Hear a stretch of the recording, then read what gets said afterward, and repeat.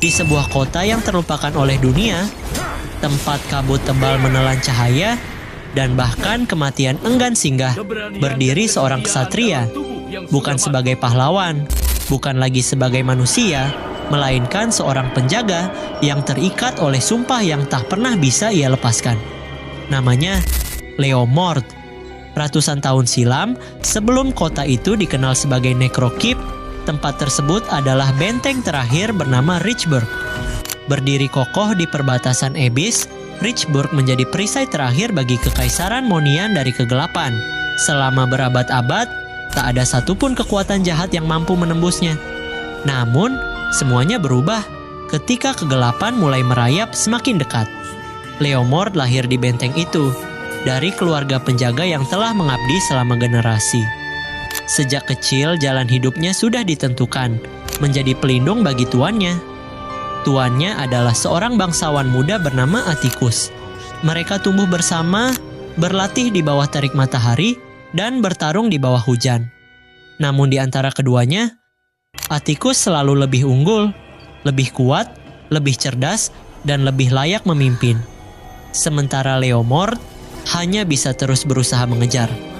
Diam-diam, ia berlatih di malam hari, mengasah kemampuannya, menahan lelah, dan menolak untuk tertinggal.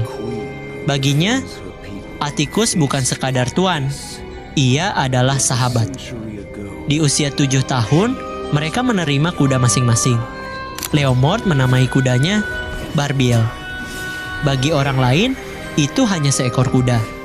Namun bagi Leomord, Barbiel adalah teman setia yang selalu memahami dirinya bahkan tanpa kata. Waktu pun berlalu, ayah Atticus wafat dan ia pun naik menjadi Duke Richburg. Leomord tetap di sisinya sebagai kapten penjaga kerajaan. Tanpa banyak pengalaman perang, mereka langsung dihadapkan pada kenyataan. Abyss mulai menyerang. Tahun demi tahun, mereka bertempur tanpa henti, mengusir kegelapan, melindungi rakyat, dan menjaga harapan tetap hidup. Hingga akhirnya, perbatasan kembali tenang. Namun, ketenangan itu hanyalah sementara. Untuk memperkuat aliansi, Atticus dijodohkan dengan seorang putri, Vexana. Namun sebelum pernikahan itu terjadi, ancaman baru muncul. Makhluk-makhluk asing, lebih ganas, lebih kelam, seolah membawa kutukan lama yang belum usai. Atticus memutuskan untuk menyelidikinya. Dan untuk pertama kalinya, ia meninggalkan Leomord di belakang.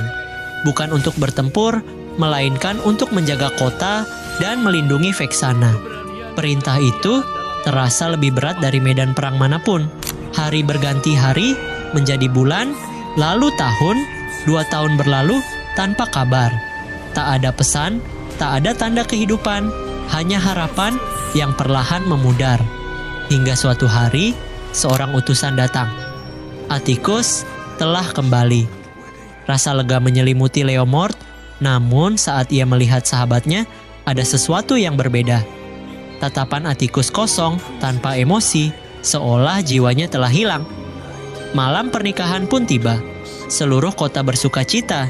Namun, kebahagiaan itu tak berlangsung lama. Saat kotak cincin dibuka, yang muncul bukanlah lambang ikatan, melainkan kekuatan gelap. Suara mengerikan menggema. Dalam sekejap, Atticus dan pasukannya berubah menjadi makhluk mengerikan. Kota berubah menjadi mimpi buruk. Jeritan memenuhi udara, dan kehancuran tak terhindarkan. Di tengah kekacauan itu, Atticus masih menyisakan sedikit kesadaran. Dengan suara yang hampir hilang, ia memohon, "Hentikan aku." Leomord terdiam. Sumpahnya terngiang, melindungi tuannya, bahkan dengan nyawanya. Namun kini, tuannya menjadi ancaman bagi semua orang. Melindungi satu orang, atau menyelamatkan seluruh kota. Dengan hati yang hancur, dan air mata yang tak tertahankan, Leomord mengangkat pedangnya, dan mengambil keputusan yang paling berat dalam hidupnya. Pada saat itu, kutukan pun dilepaskan. Kabut gelap menyelimuti kota, Richburg menghilang dari dunia, dan lahirlah Necrokeep. Sebuah kota yang tak benar-benar hidup, namun juga tak sepenuhnya mati.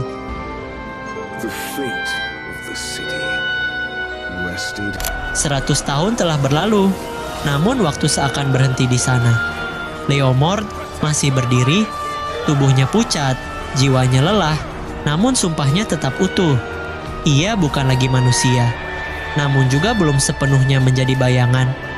Ia adalah penjaga yang terjebak di antara hidup dan kematian, menunggu, berharap bahwa suatu hari kutukan ini akan berakhir. Dan hingga saat itu tiba, selama masih ada satu jiwa di kota itu, Leomord akan tetap berjaga sampai akhir dari segalanya. Kalau kamu berada di posisi Leomord, apakah kamu cukup kuat untuk mengambil keputusan sebesar itu demi menyelamatkan dunia?